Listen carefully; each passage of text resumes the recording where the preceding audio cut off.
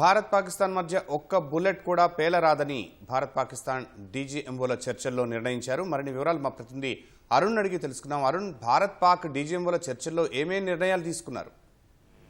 భారత్ పాక్ మధ్య డీజీఎంఓ స్థాయి అధికారుల చర్చలు జరగాలని చెప్పి ముందుగా నిర్ణయించారు. దాని ప్రకారం ఈ రోజు సాయంత్రం 5 గంటల సమయంలో సుమారు 40-45 నిమిషాల పాటు 50 నిమిషాల పాటు చర్చలు జరిగాయి. ఈ చర్చల్లో ప్రధానంగా ప్రస్తుతం కొనసాగుతున్నటువంటి కాల్పుల విరమణ ఒప్పందాన్ని కంటిన్యూ చేయాలని చెప్పి తదుపరి కొనసాగించాలని, ఇరువైపుల నుంచి ఎలాంటి కవ్వింపు చర్యలు, ఉద్రిక్తమైనటువంటి వాతావరణ పరిస్థితులు కల్పించడానికి ఆస్కారం లేని పరిస్థితుల్లో వ్యవహరించాలి అని చెప్పి నిర్ణయించారు. దాని కొనసాగింపుగానే ఎట్టి పరిస్థితుల్లోనూ ఇరువైపుల సంయమనం పాటించాల్సిందేనంటే అటువంటి నిర్ణయానికి వచ్చినటువంటి ఇరు దేశాలకు చెందినటువంటి ఆర్మీ అధికారులు ప్రస్తుతం రెండు వైపులా అంటే సరిహద్దుల్లో మోహరించినటువంటి బలగాలను తగ్గించటము, ఫార్వర్డ్ పోస్టులకు తరలించినటువంటి బలగాలను వెనక్కి తీసుకురావటం వంటి అంశాలపై కూడా చర్చించారు.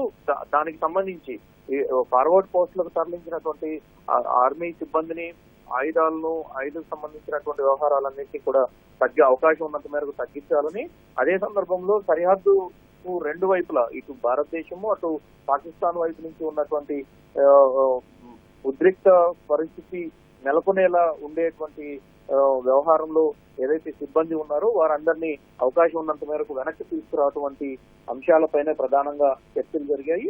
అందుకు ఇరు దేశాలకు సంబంధించినటువంటి డీజీఎంఓ స్థాయి అధికారులు ఒక ఒప్పందానికి వచ్చినట్లుగా ఈరోజు ఆర్మీకి సంబంధించినటువంటి అధికారులు వచ్చిన ఒక ప్రకటన ద్వారా వెల్లడవుతోంది.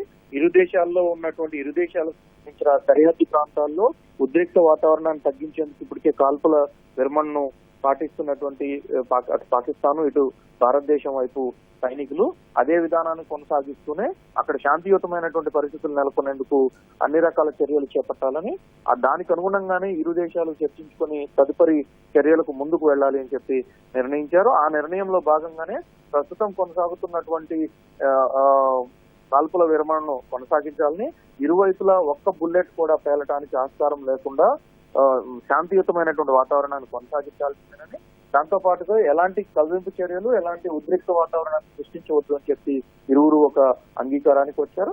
దాని కొనసాగింపుగానే ఫార్వర్డ్ పోస్టుల్లో ఉన్నటువంటి సిబ్బందిని వెనక్కి తీసుకురావడము, అదే సందర్భంలో సరిహద్దుల్లో మోహరించినటువంటి బలగాలను కూడా అవకాశం ఉన్నంత మేరకు తగ్గించాలని చెప్పి నిర్ణయించారు. అరుణ్, పాక్ సైన్యం కవ్వింపు చర్యలు చేయకూడదు, వెనక్కి వెళ్ళిపోవాలనడం సహజం. చర్చలు ఇరు వర్గాల సైనికులు వెనక్కి వెళ్ళిపోవాలి అనటంలో, అయితే పాక్ నుంచి ఉగ్రవాదులు ఏమైనా దాడులు ప్రయత్నం చేస్తే ఏం చేయాలనే దాని గురించి ఏమైనా చర్చల్లో ప్రస్తావించారా? దీనికి సంబంధించి ఎలాంటి ప్రకటన ఆర్మీ వైపు నుంచి చేయలేదు. కాకపోతే భారత ప్రభుత్వం ఇప్పటికే ఒక స్పష్టమైనటువంటి, భారత ప్రభుత్వంతో పాటు విదేశాంగ శాఖ, ఆర్మీ వీరంతా కూడా గత 2 రోజులుగా చేస్తున్నటువంటి బహిరంగంగానే ఉగ్రవాదులకు అటు పాకిస్తాన్ కు కూడా చాలా స్పష్టమైనటువంటి విధానం చెప్పారు. ఈ రోజు జరిగినటువంటి చర్చల్లో ఇరు దేశాలకు సంబంధించినటువంటి DGMO side director generals military operations సంబంధించినటువంటి స్థాయిలో జరిగినటువంటి చర్చలో అలాంటి వాటికి సంబంధించి ఎలాంటి చర్చ వచ్చినట్లుగా ఇప్పటివరకు అయితే ఆర్మీ వర్గాల నుంచి అధికారికంగా సమాచారం అయితే ఇవ్వలేదు.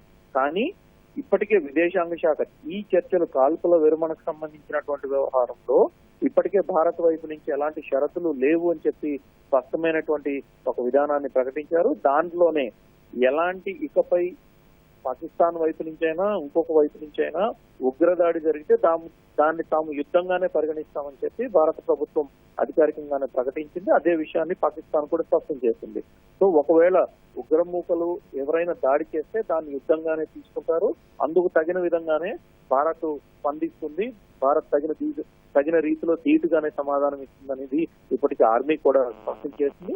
ఆ నేపథ్యంలోనే ఒకవేళ పాకిస్తాన్ కు చెందినటువంటి ఆర్మీ చేసిన పాకిస్తాన్ ప్రేరేపిత ఉగ్రవాదులు అలాంటి వాటికి పాల్పడినా చూస్తూ ఊరుకోబోము అని చెప్పి స్పష్టం చేశారు. అదే విషయాన్ని కొద్దిసేపు క్రితం ప్రధాని నరేంద్ర మోడీ కూడా తన జాతిని ఉద్దేశించి ప్రసంగించినటువంటి ఉపన్యాసంలో కూడా తాము చూస్తూ కూర్చోము, శాంతియుతమైనటువంటి పరిస్థితులు ఉన్నాయి, కానీ వాటిని చెడగొట్టాలని చూస్తే మాత్రం ఎట్టి పరిస్థితుల్లో ఊరుకోము, ఉగ్రవాదాన్ని తుదముట్టించేందుకు తాను అన్ని విధాల శాయశక్తుల కృషి చేస్తామనే ప్రధాని కూడా స్పష్టం చేశారు. భారత్ వైపు నుంచి ఆ రకమైనటువంటి సమాధానం ఇప్పటికే చూపించారు. శర్మ, అరుణ్, అంటే పాకిస్తాన్ గడ్డపైన ఉగ్రవాదులను కట్టడి చేసే బాధ్యత పూర్తిగా ఇప్పుడు పాకిస్తాన్ సైన్యం చేతిలో, పాకిస్తాన్ ప్రభుత్వం చేతిలోనే ఉన్నట్లే కదా?